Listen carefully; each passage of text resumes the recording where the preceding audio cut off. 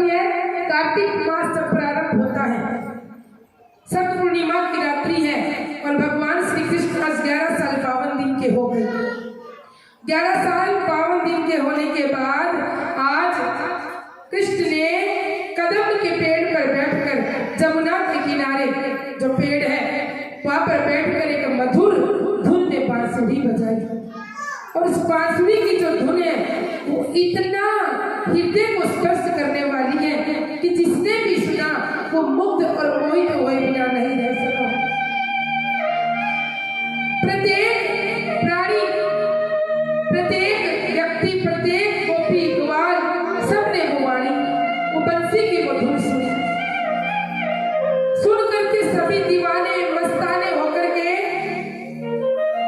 अपने अपने घरों से बांसुरी की धुन सुनकर उस दिशा में चल पड़े।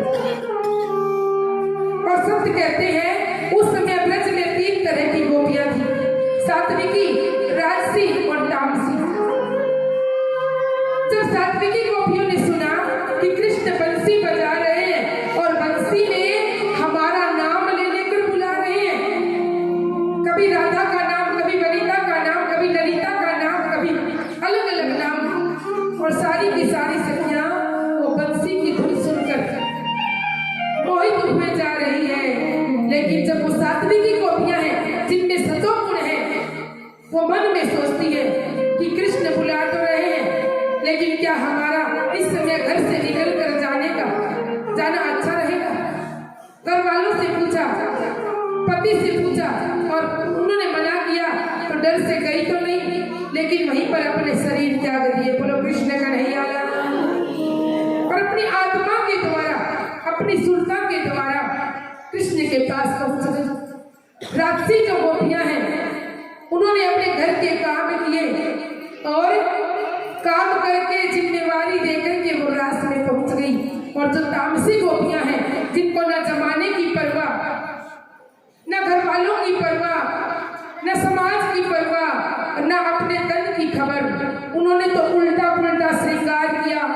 कान की बाली को नाक में पहना, नाक की नथनी को अंगूठी बनाकर पहना, लाली जहाँ लगानी है वहां पर काजल लगा लिया और काजल की जगह पाउडर लगा लिया। उल्टा पुल्टा श्रृंगार करके सारी की सारी गोपियां आज ब्रज मंडल में पहुंच गई और कृष्ण की बंसुरी बजती ही जा रही है। और गोपियां जाकर के कृष्ण से कहती, कृष्ण तुम्हें और कोई काम नहीं है क्या? तुम हमें बार बार क्यों बुलाते हो? क्यों अपनी बंसी में हमारा नाम पुकारते हो? कृष्ण कहते हैं, गोपियों मैंने तुम्हें कब बुलाया? आज पूर्णिमा का चांद पूरा का पूरा यौवन पर है, चांदनी रात थी, मेरा मन किया मैं मधुर संगीत बांसुरी जो कि मेरा फेवरेट वाद्य यंत्र है मैं उसको बजाऊं, तो तुम क्यों आए?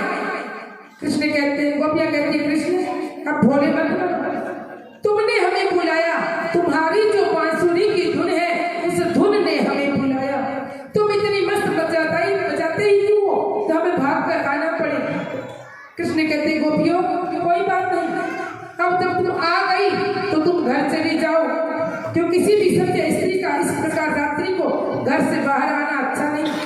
गोपियां कहती, कृष्ण अब ज्यादा सयाने मत बनो, तुमने हमें बुलाया इसलिए हम चलकर आई हैं और अब हम तुम्हें छोड़कर नहीं जाएंगे, क्योंकि जिस पिया मिलन की, जिस प्रभु मिलन की धुन हमारे जीवन पर लगी रही, आज वो रात्रि आई है, आज हम तुमसे मिले बिना कैसे जाएंगे? आज हम तुमसे रास करेंगे। रास का मतलब माता बहनों, जहाँ ज्यादा प्रेम हो, जहाँ ज्यादा प्रेम हो उस प्रेमी को कहाँ बिठाएं, क्या बात करें, क्या कहें, क्या सुनाएं, समझ में नहीं आता, लेकिन उसको छोड़ने का मन नहीं करता, वो रास है। जब गोपियों ने बार बार कहा तो कृष्ण ने कहा, नहीं गोपियों तुम्हें घर जाना चाहिए। गोपियां कहती, कृष्ण एक कहानी सुनाते हैं और उसमें एक सवाल है, तुम उस सवाल का उत्तर देना, हम चले जाएंगे अगर तुम्हें जायज लगे तो। कृष्ण कहते, गोपियों सुनाओ क्या कहानी है? गोपियां कहती, कृष्ण एक बार एक स्त्री का पति बाहर विदेश में कमाने जाने लगता है, पत्नी बड़ी पति बनता है, कहती है, पति देव जब आप कमाने जा रहे हो तो मैं आपके बिना पति कहते हैं कोई बात नहीं, मैं जल्दी आ जाऊंगा। का आपको पता नहीं, मैं आपके दर्शनों के बिना मैं जल भी नहीं पीती, मैं भोजन भी नहीं करती, तो मेरा नियम कैसे पूरा होगा। पति कहता है कोई बात नहीं, मैं तुमको अपनी फोटो देकर जा रहा हूँ।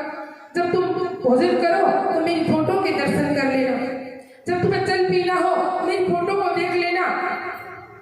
पत्नी को पति अपनी फोटो देकर चला गया और पत्नी ने नियम बना लिया, पति की फोटो देखती, प्रणाम करती, भोजन करती। कई वर्षों के बाद पति देव कमा कर वापिस आए। पत्नी ने घर का दरवाजा बंद ही किया था और बैठ करके पति की फोटो देखकर भोजन ही करने वाली है, इतने में ही कुंडी खड़क गई। पति ने दरवाजा खटखटाया।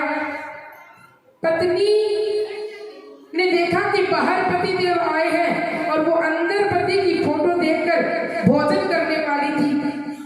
अब गोपियां कहती कृष्ण अब तुम बताओ उस स्त्री का क्या कर्तव्य है, बाहर जाकर दरवाजा खोलकर पति को अंदर लाए, उसको देखकर भोजन करे या पति की फोटो से ही भोजन करे देखकर।